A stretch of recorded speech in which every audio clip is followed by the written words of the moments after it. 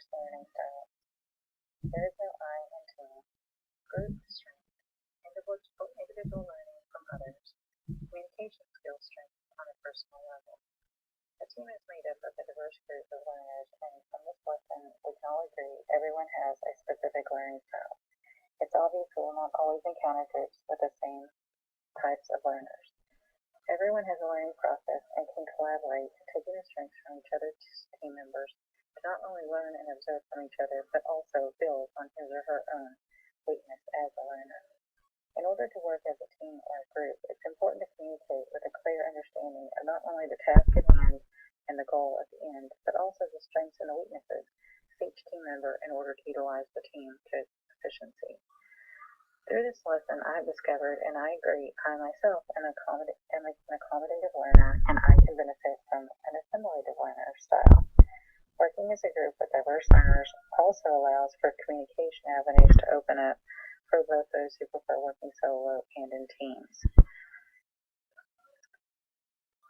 Once strengths and weaknesses are established, the group can communicate in a manner to be successful, pulling from all resources and learning rather than just one single style learner.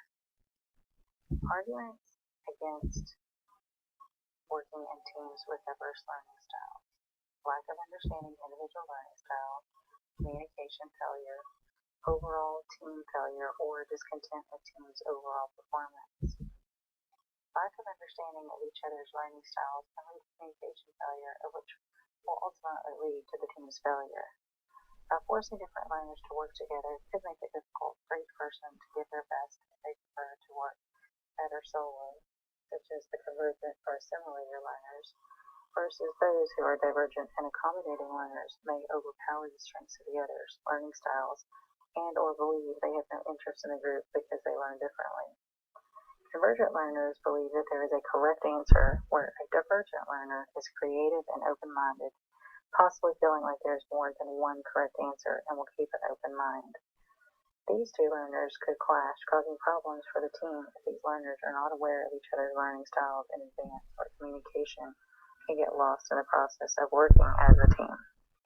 Assimilator learners use logic, unlike an accommodating learner doesn't use logic. Rather, they prefer intuition over logic.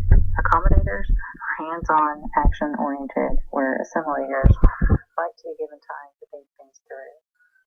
Using this group specifically as an example, by knowing ahead of time, by reviewing my team's learning styles, I was able to understand how each person was going to likely approach the task. Had I not had this information about my team, I could have offended some of the team members, or perhaps they could have offended me through our communication. I personally do feel that working with a diverse group of learners makes it more interesting and brings the team at a better advantage to be able to pull from skills that perhaps one learner can provide to the other. Thank you.